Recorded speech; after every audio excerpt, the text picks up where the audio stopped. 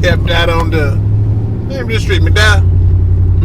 Yeah, on the McDowell, me and LITE. You know what I'm saying? We're going to that juice, some good deeds by sharing some food with somebody. What made you want to do this? Because I ain't giving back nowhere close to or near to what I'm supposed to be giving back since God blessed me with what He blessed me with. Yeah. You know, a heart and a mind to acknowledge that I'm slacking. You know, like, because I don't feel at peace. It's like, man, hey, something got to be up. Like, because I ain't just feeling the best about my lifestyle, you know? Yeah. Quality of life looking like it's, or feeling different. Yeah, for real, man. And when you get that feeling, like, it don't matter rich or poor or nothing like that, because I'm poor as a motherfucker, but see it, the little bit I do got, I can't spread something. Right. You know? And the main thing I want to spread is the heart to do it. Right. Because God got the power, He got the ability, and He let us use it.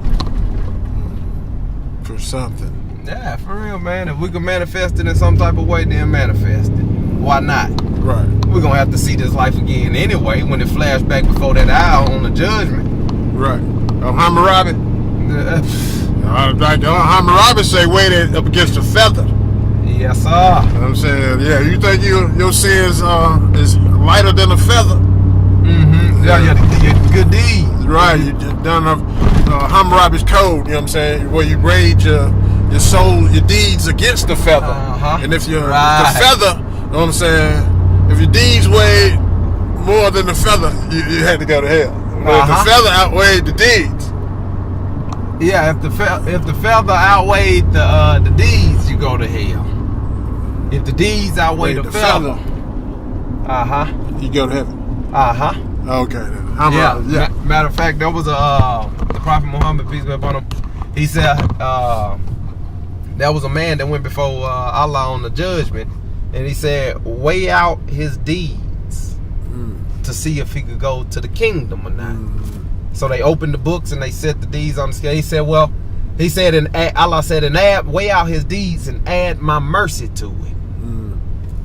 The man said, well, no, Allah, I don't need your mercy because I've done everything that the book say do. Right. Say, I never cheated. I never committed adultery. I never did none of those things. I followed the word. Right. He said, well, remove my mercy from it and put the feather on the scale with his deeds. Right. And the man's deeds couldn't outweigh the feather. He was sent to the hell's fire. So they accepted that mercy, huh? That mercy. That mercy. Yeah. There was a man that went before Allah on the judgment and said that when he went before the judgment, he said, weigh out his deeds to see if he could go to the kingdom or not.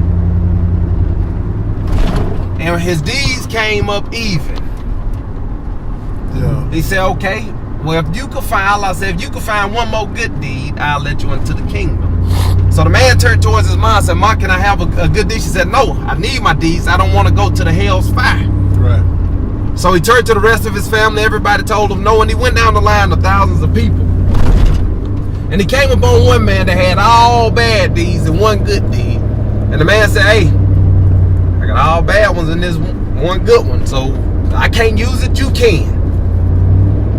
So the man went back before God and said, God, Allah, I found that one good deed that you said I need to get into the kingdom. Right. He said, where did you find that one good deed from? He said, I found it from the man back there. He said, both you and him can enter into the kingdom of heaven because no one will be more merciful nor greater than me on my day. So both was able to enter into the kingdom, and this one man, this is the part about the story, is that this man, all he had was this one good deed, all the rest bad. But he was able to get into the kingdom just because of that one good deed. Where else did that happen? Matter of fact, in the good book, Yeshua asked his partners, they had the collection plate, and the woman put her last 2 mites. And Yeshua asked him, he said, who put the most out of everybody? And you know, I can only imagine. We picture this scenario like, man, you know, people putting whatever they want to put inside the collection plate. Some 20, some 50s, whatever they please, because they got it in abundance. He said, well, the woman, she put the most out of everybody because she gave all that she had, which means her intention outweighed everybody else's material item. It had no value. Just like I said, when the Prophet Muhammad, peace be upon him, said, every man's deed is judged according to the intention. You will want the intention of whatever you're doing to be right. Right. Because you don't want to curse yourself. Because the life ain't what it looked like. We don't understand what we dealing with and looking at. Right. We see miracles in front of us and can't even comprehend from the sky all the way back down to the ground. And can't even comprehend it. But then we'll find the need to try to kill each other. Trying to kill God's creation. For real. It's like we just borrowing all the things we're doing. We borrowing time, or at least the illusion of time. But that's mercy. Because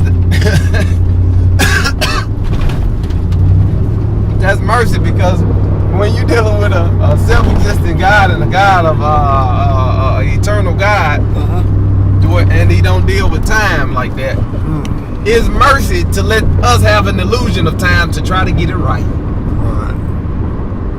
For real. Like, I'm going to hold you in here until you serve your purpose. All that mercy every day. I know I'm a sinner. I know I done did wrong. I know I do wrong. Even in my wrong, though, he still be having mercy. Matter of fact, it said on the judgment day, it said Satan, Iblis, it said Iblis gonna be on his tiptoes in the back of all the billions of people, on his tiptoes, because he gonna be hearing the mercy that Allah got for the people, his servants. This ain't gonna be on his tiptoes wondering if he could get some. Because he gonna be hearing all the mercy that Allah give out. Matter of fact, it said the mercy of Allah is so great. It said when the hell's fire. Well, I don't know if anybody could picture the hell's fire, you know, because we can only give so much information with the tip of the tongue.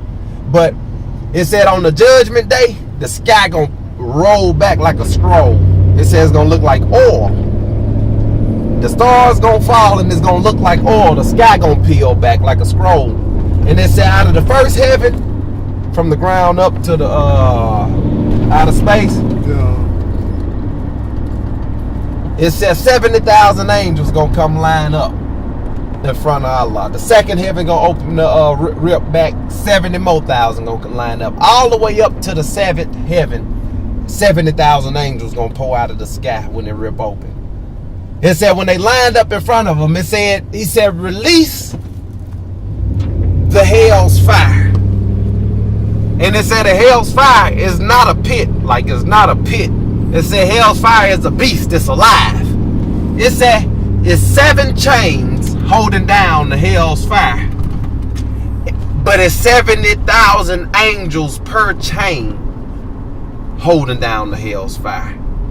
They asked the Prophet Muhammad about, well, what do the angels look like? What do they look like?